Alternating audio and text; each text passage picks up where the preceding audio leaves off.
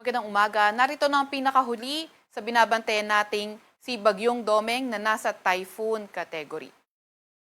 Narito ang ating pinakahuling satellite image kung saan nga ito minomonitor nating si Typhoon Domeng kaninang alas 3 ng madaling araw, huling namataan sa layong 670 kilometers silangan ng Basco, Batanes. Nagtataglay ng lakas na hangin na 120 kilometers per hour malapit sa sentro at bugso na aabot sa 150 kilometers per hour. Kumikilo sa direksyong hilagang kanluran sa bilis na 20 kilometers per hour.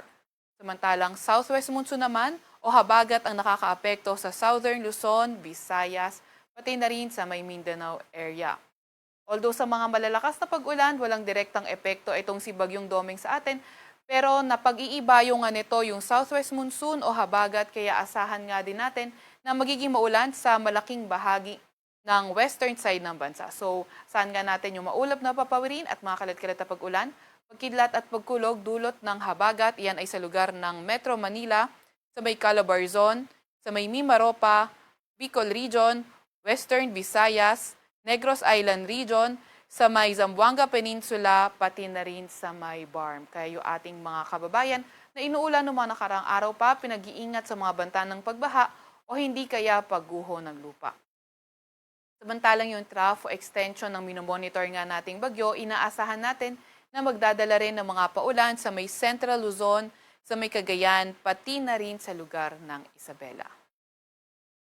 Narito naman yung pinakahuling track ni Bagyong Domeng, kung saan inaasahan natin na tatahakin pa rin niya yung north-northwestward direction hanggang Lunes bago ito mag-recurve south ng Japan for the rest of the forecast period. Nakikita nga rin natin na less likely na maglandfall ito. Nakita naman natin malayo sa landmass ng Pilipinas. Less likely na itong maglandfall sa kahit anong parte ng ating bansa at posible nang lumabas ng ating Philippine Area of Responsibility pagdating ng Lunes. Inaasahan nga rin natin na patuloy pa ring lalakas itong si Bagyong Domeng sa karagatan silangan ng Pilipinas until Monday.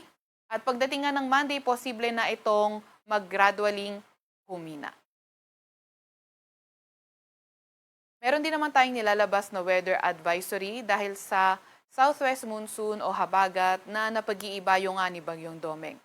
So ngayong araw, inaasahan natin 50 to 100 millimeters na mga pag-ulan sa Palawan, Antique, pati na rin sa may Occidental Mindoro. So kapag 50 to 100 millimeters yung mga pag-ulan, yung flooding posible mainly sa areas na urbanized, low-lying at malapit sa river, at landslide posible sa mga landslide-prone areas.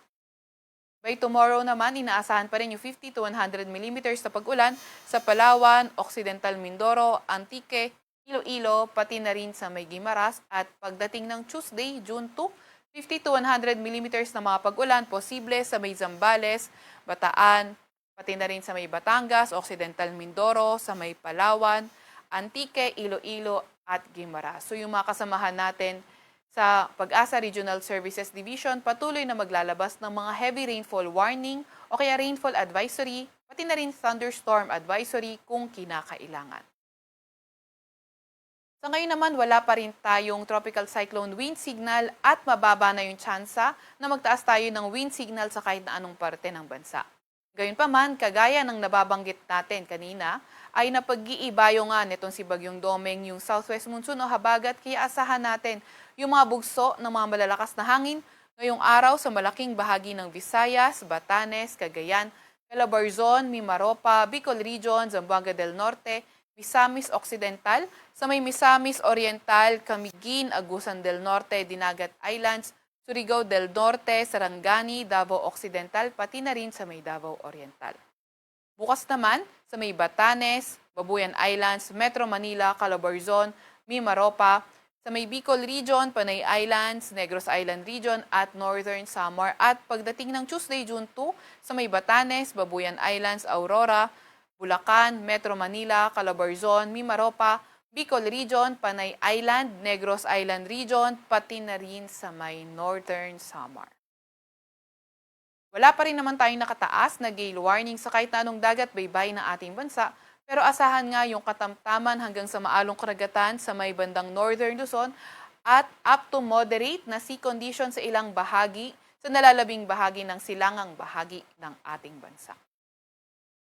Para naman sa ating 4-day weather outlook, inaasahan naman natin by tomorrow, which is Monday, yung habagat o southwest monsoon, magpapaulan pa rin sa lugar ng Metro Manila, pati na rin sa may Central Luzon, Calabarzon, Bicol Region, Mimaropa, Western Visayas, pati na rin sa Negros Island Region. Pagdating naman ng Tuesday, ay inaasahan natin yung habagat o southwest monsoon magpapaulan pa rin sa may Metro Manila, Central Luzon, Calabarzon, sa may Mimaropa, pati na rin sa Western Visayas at Negros Island Region. At Wednesday until Thursday, magpapaulan pa rin yung habagat pero mas konting areas na. Dito nga yan sa may Metro Manila, sa may Central Luzon, Calabarzon, pati na rin sa may Mimaropa.